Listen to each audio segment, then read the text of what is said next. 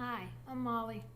I'm going to give you my opinions and views on compassionate community as it relates to me in Northwoods in 4 minutes or less. Like, that's not a challenge.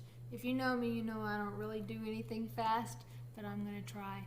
And that's one of the things I like about compassionate community in this church is that I don't have to be perfect. I just have to be me or get to be me.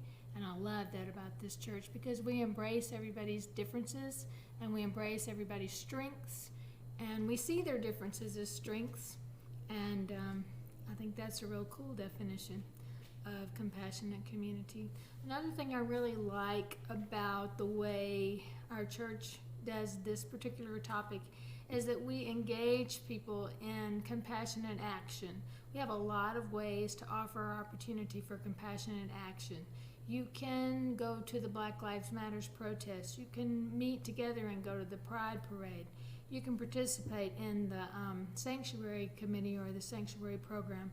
And I'm so proud of that program. The fact that we embrace refugees and offer them compassion and even give some of them a place to live in a really hard time in their lives. I'm really proud of the fact that we do that. We also do food on the 1st, and that donates to our local food bank. And so we have community inside ourselves, and we also have local community where we give things to others. We do that also with Arts in Action, and we do it with the Millbend Coffee House because Arts in Action and Millbend also give money to the community charities. So I think that's really cool. Another thing I think is really important, which is really the main reason I'm still here, is because I feel like I belong, and I feel like a compassionate community works to make you feel like you belong and has an open heart that lends itself to making you feel like that.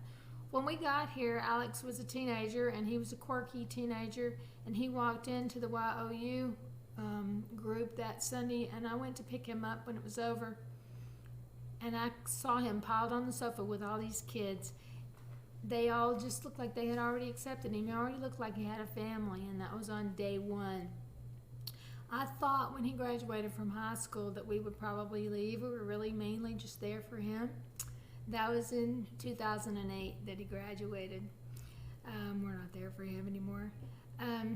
My late husband, Bruce, got invited to participate as a Sunday school teacher, and that's another way that we get engaged in compassionate action is people invite us to do things all the time. We've been invited to participate as Sunday school teachers. I got invited by Rusty once I joined the folk choir and told him that I played the French horn. The next Sunday I got there, there was all this French horn music for me to play. All of a sudden, all the folk choir music just had to have French horn in it.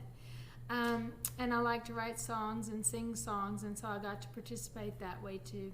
So Northwoods embraces our gifts, it embraces our differences, and it's really inclusive.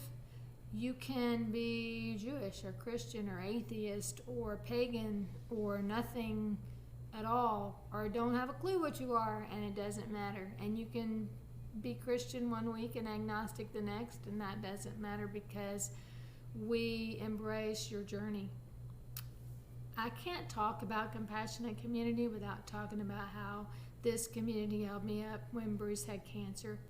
And before he passed away, people came over and played the piano and dropped cookies off on the porch and sat with him while I did things, wrote letters, all kinds of things to support me and to support him and to let him know I'd be supported when he was gone. So, and you continue to support me, and I've never felt like you feel sorry for me or you judge me. You just hold me up, and I think that's what compassionate community does. So, if you believe in compassionate community, I'm thinking you're in the right place.